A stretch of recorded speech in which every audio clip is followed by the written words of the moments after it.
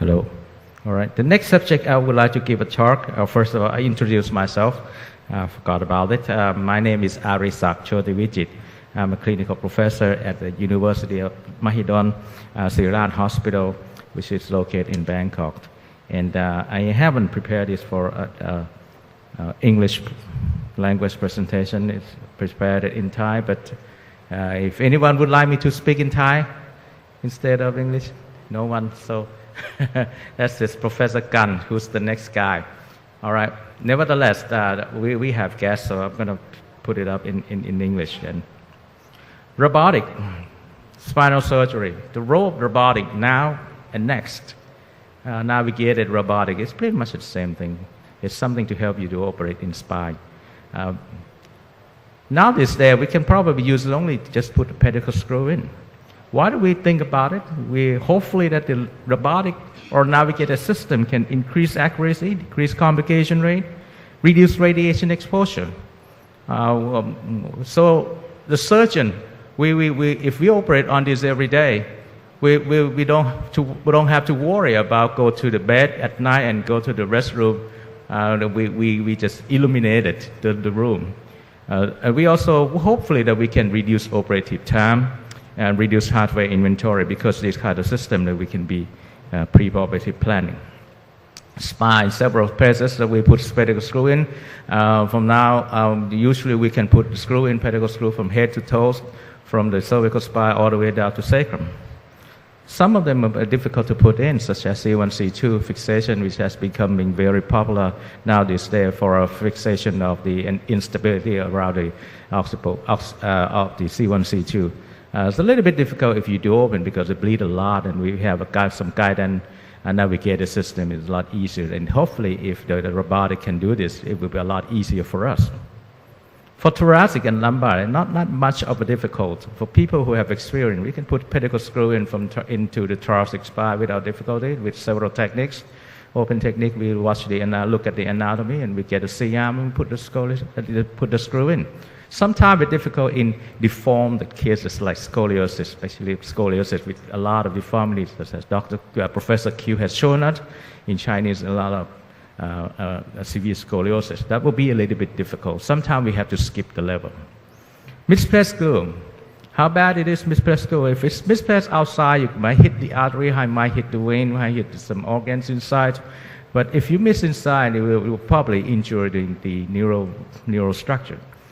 There's some study going on published in Spine 2018. They estimate the freehand technique range from article to articles from 2% to 8.8% of misplaced screw.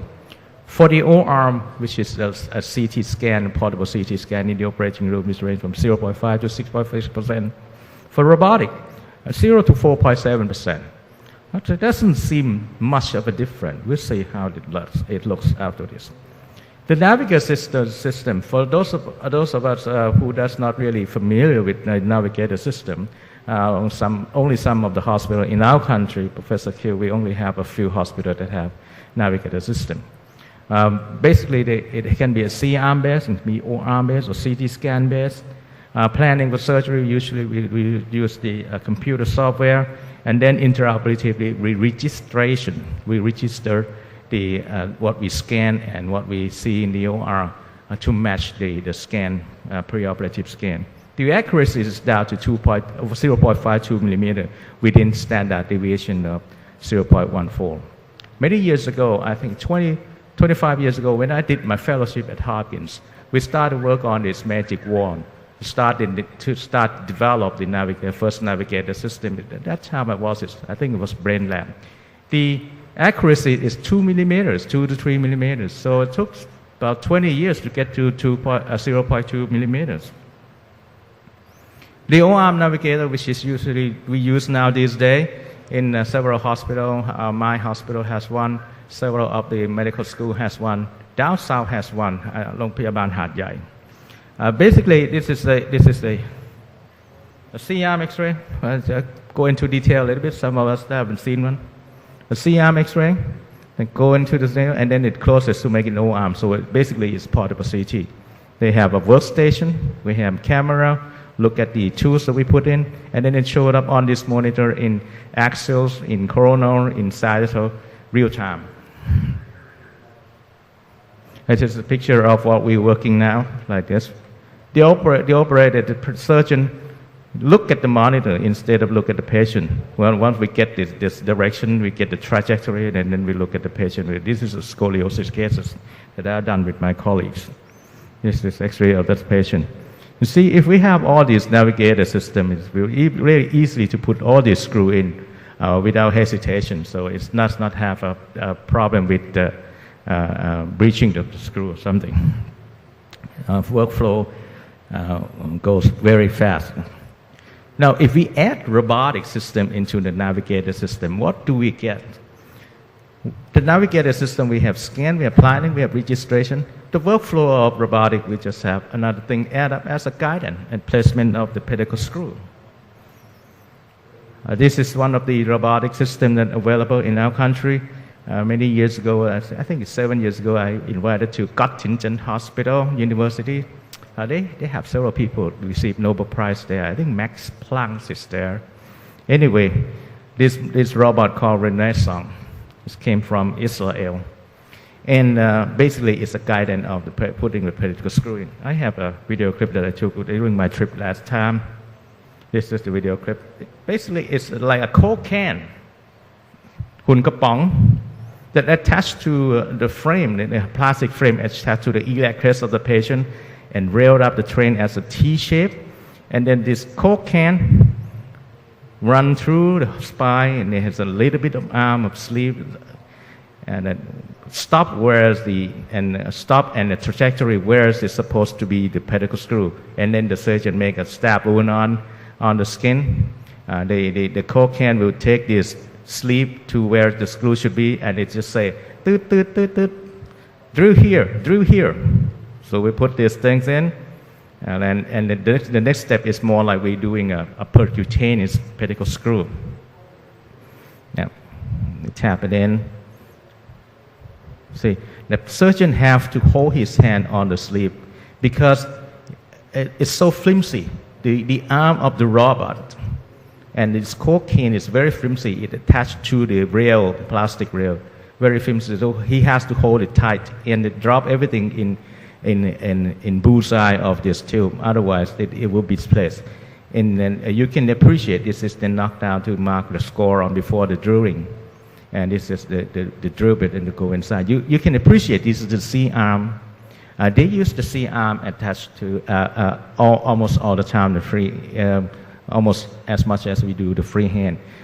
They look every time when they drill. This is the CR, the KY in.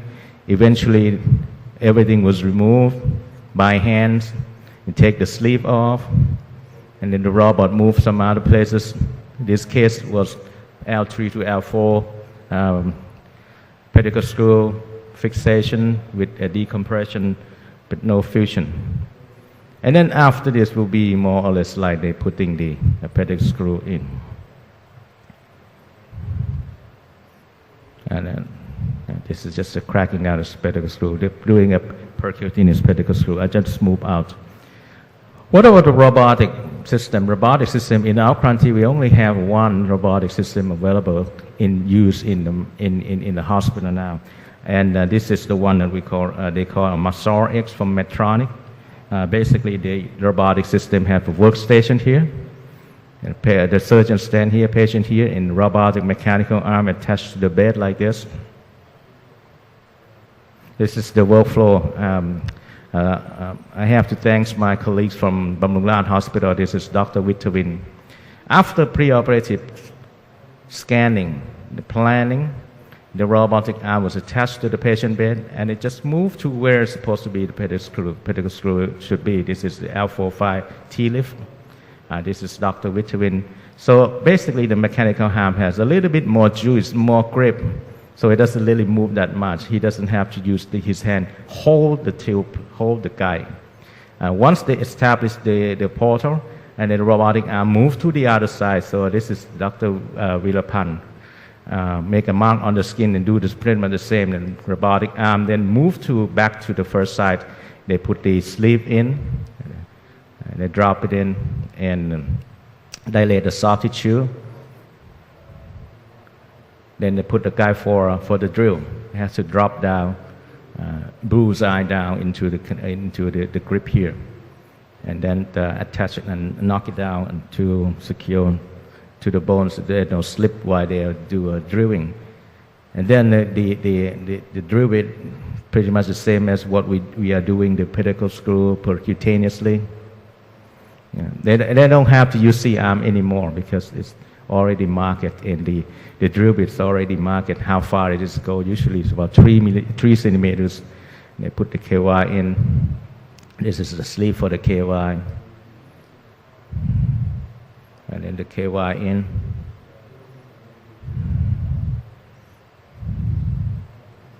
Okay. Now then, we have this KY coming out like this so that we can do a percutaneous screw. Then the robotic arm just move out of the way by itself.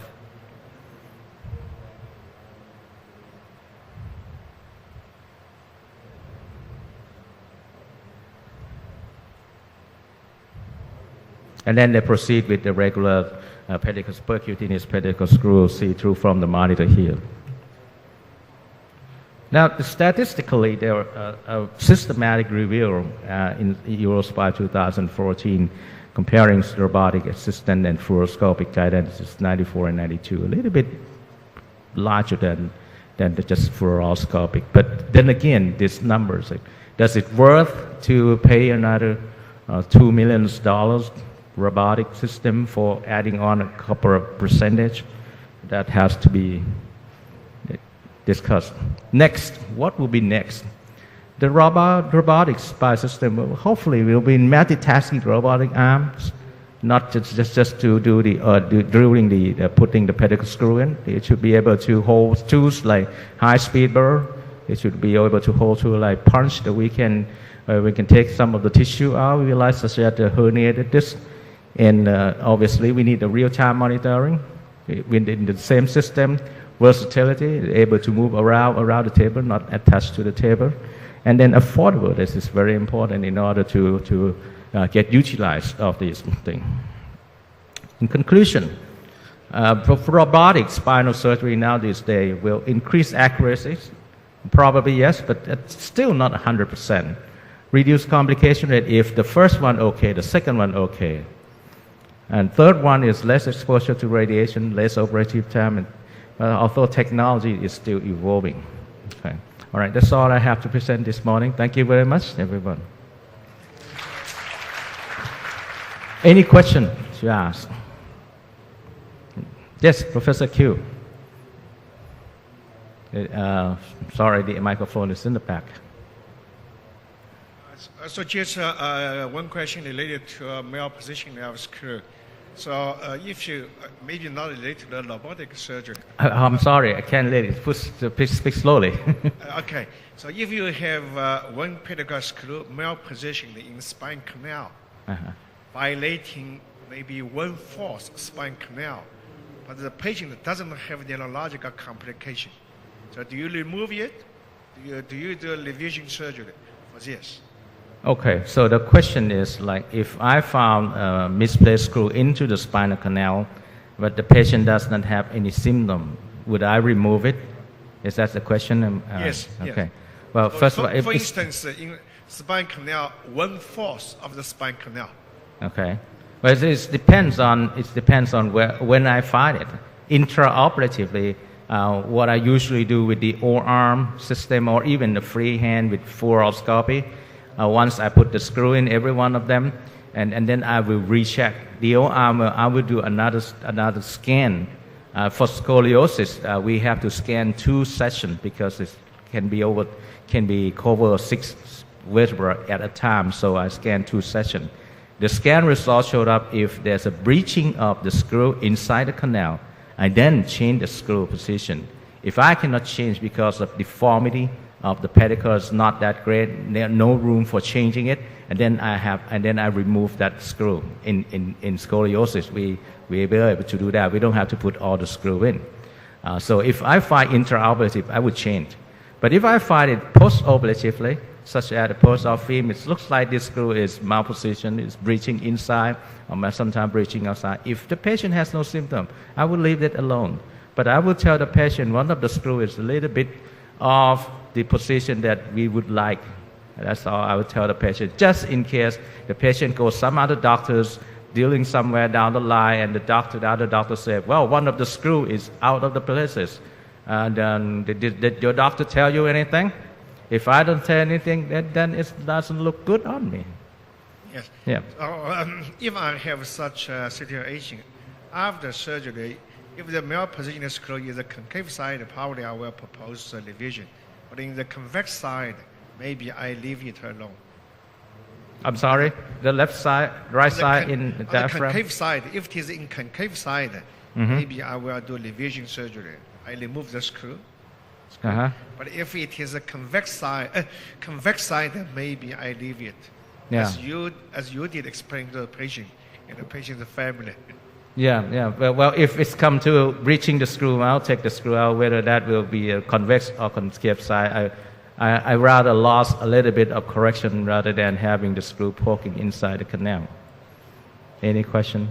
It's still very expensive, so my colleagues from Bamrungrad Hospital told me that they had to add up another 150 grand for each case of the robotic system to use it, and for one level is about 80,000.